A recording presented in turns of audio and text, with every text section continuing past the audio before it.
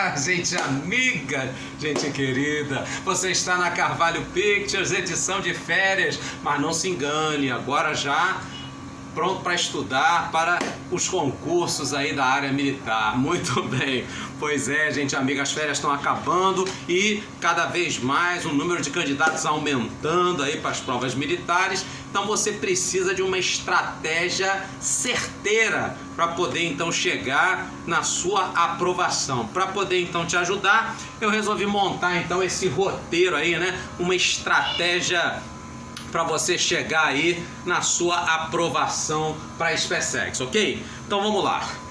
A prova de matemática, ela possui então 20 questões, sendo que a mediana dela é 30. O que isso quer dizer, né? No caso então, seriam 6 questões para você, no mínimo, eu disse no mínimo, não ser eliminado, tá?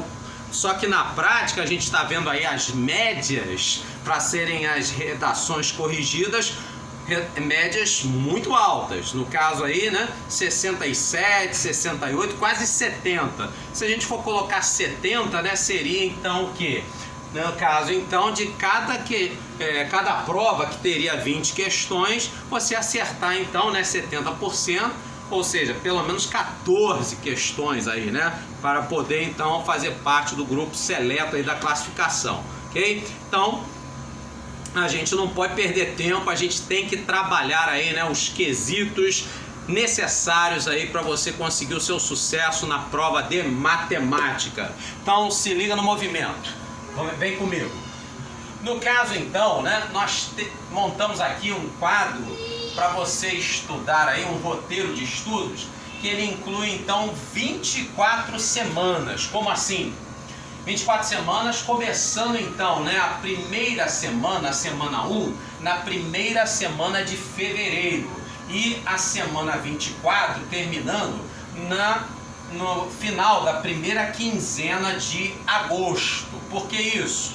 Porque no caso, né, a gente sabe que a prova da SpaceX geralmente é por ali, né, comecinho de setembro. Então você vai ter aqui, né, um ajuste aí necessário as 2 últimas semanas, né, de agosto, para poder então ter aí, né, essa maleabilidade, para poder então, no caso também, fazer as provas anteriores. Enfim, para você que está, né, no caso em curso preparatório ou não, poder se programar aí direitinho dentro desse roteirinho, ok? Muito bem, então se a gente for considerar essas 24 semanas, né, começando na primeira semana de fevereiro e terminando na primeira quinzena de agosto, no caso então, dentro dessas 24 semanas, eu dividi, né, as matemáticas em 3 frentes, mate 1, mate 2, mate 3, sendo que cada frente então você vai ter aí 12 tópicos. Por que isso? Porque aí então você vai fazer o seu estudo da seguinte maneira, né? Nas semanas 1 e 2, nas 2 primeiras semanas de fevereiro, você vai estudar esses 3 primeiros aqui, ó, tópicos de cada frente. Então, por exemplo, nessa primeira semana, nas semanas 1 e 2 de fevereiro, você vai estudar esses tópicos aqui, ó, conjuntos, em mate 1 vai ver, né, união, interseção, operações com conjuntos, enfim. No mate 2 você vai estudar toda a parte de matrizes, né? As matrizes especiais, as operações, multiplicação, matriz inversa. E na mate 3 você vai ver aí, né, o comecinho aí da geometria plana, os ângulos, os triângulos, todas as propriedades, enfim. Então, qual que é a ideia? A nossa prova de matemática, ela tem 20 questões, sendo que, se a gente for considerar, né, as médias de questões dos últimos 6 anos, eu peguei, né, de 2016 a 2021, nesse caso então as 6 últimas provas, a gente está vendo então que existe uma porcentagem aí, né, mais ou menos equilibrada, em torno de a mate 1, 35% da prova, a mate 2 também 35%, e a mate 3 um pouquinho menos, em torno de 30%. Ou seja, nesse caso então, na prática, o que isso quer dizer? Isso quer dizer então que na mate 1 você teria, né, no caso aí, praticamente 7 questões, tá? Na Mate 2, na sua prova, 7 questões também, e de Mate 3, na prova, de maneira geral, 6 questões. É claro que isso oscila de prova para prova, né? Tem prova que 45%, 40%, 30%, enfim. Mas na média é algo mais ou menos nesse estilo, ok? Então, no caso aqui, na nossa Mate 1, o que a gente precisa necessariamente saber, né? Desses 12 tópicos aqui que eu listei, você tem nessa frente 1 aqui, basicamente a parte de análise, conjuntos e funções e a parte de trigonometria. O que não pode faltar na sua prova? Por exemplo, no caso aí, a parte de função logarítmica, certo? Sempre vai ter uma questão, isso aí é de lei, beleza? No caso aí, função modular também, tá? É de praxe na prova da SpaceX, também sempre vai rolar, tá certo? Você pode variar, no caso aí, né? Da função linear e da função quadrática, você pode então incluir aqui uma questãozinha também, tá? Tem ano que é de linear, tem ano que é de quadrática, enfim. No caso então, você vai ter também uma oscilação entre esses 4 primeiros tópicos aqui. Ou seja, eu posso ter ano, né, que a questão é questão de conjuntos, e pode ter ano que, no caso aí, a questão seja sobre alguma definição, né, da parte aí de funções. Por exemplo, uma classificação lá, se é bijetora, injetora, se é crescente, se pede uma inversa de uma função, mas o fato é que você, então, basicamente, você vai ter esse norte aí, né, com ênfase, no caso, então, nesses 2 tópicos aqui, tá? Função modular e função logarítmica sempre, sendo que os demais aí, né, linear, quadrática, exponencial, uma questão, né, e a outra, no caso aí, dentro dessa parte aí de funções, definições e tipologias, né, inversa, composta, injetora, bijetora, subjetora, enfim, e a parte aí de conjuntos, ok? Então aqui a gente já tem 4 questões. Que mais? No caso então, outra coisa também que você não pode deixar de saber, né? Equações e inequações trigonométricas. A maioria das vezes tendendo para inequações, mas pode ser uma equação também. Então essa é uma questão que não falta, todo ano tem, né? Outra também que não falta nunca, né? Funções trigonométricas. Geralmente é um gráfico, né? Da onde ele vai pedir período, né? Imagem, enfim. E aí no caso então, para fechar, a outra questão ela pode variar, né? Entre você ter uma soma, uma subtração de arcos, arco dobro, metade, alguma coisa dentro do círculo trigonométrico, incluindo as suas inversas, secante, cossecante, cotangente, e no caso aí trigonometria do triângulo retângulo e não retângulo, inclusive com uma ênfase nesse daqui, né? Triângulos não retângulos, a gente utiliza então a lei dos senos ou a lei dos cossenos, ok? Então nesse caso aí, fechando aí, né, a nossa ideia dentro de Mate 1 seria então você 7 questões distribuídas mais ou menos dessa forma, ok? 3 aí de trigonometria, 4 aí na parte de funções, na parte aí de análise, beleza? Muito bem, você concorda com isso? Não? Pode deixar aí nos comentários o que você achou, né? Interessante? Válido? Ok, me ajuda aí então, né? A gente também desenvolver aí o canal. Muito bem. Já em Mate 2, sem deixar para depois, né? Então a gente vai ter aqui matrizes, determinantes e os sistemas lineares. Dentro aí desse Power Trio, né?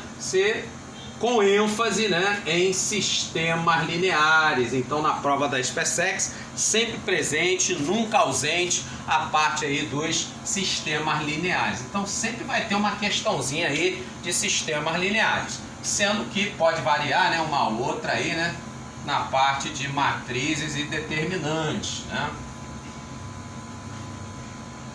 Muito bem. Progressão aritmética, progressão geométrica. Geralmente uma das duas a cada ano elas, no caso, oscilam, trocam, né, de lugar. Tem ano que é só PA, tem ano que é só APG. Tá? Então daqui também vai sair uma questãozinha. Beleza? Combinatória, também sempre presente, nunca ausente. Tá? Geralmente aí uma parte aí de combinatória simples, né? Onde você encontra, né, com mais ênfase a parte de combinações simples, tá certo? Mas isso não é regra não, ok? Mas se tiver que nortear aí o teu estudo, dá uma ênfase nas combinações. Então daqui também vai sair aí uma questãozinha, tá certo?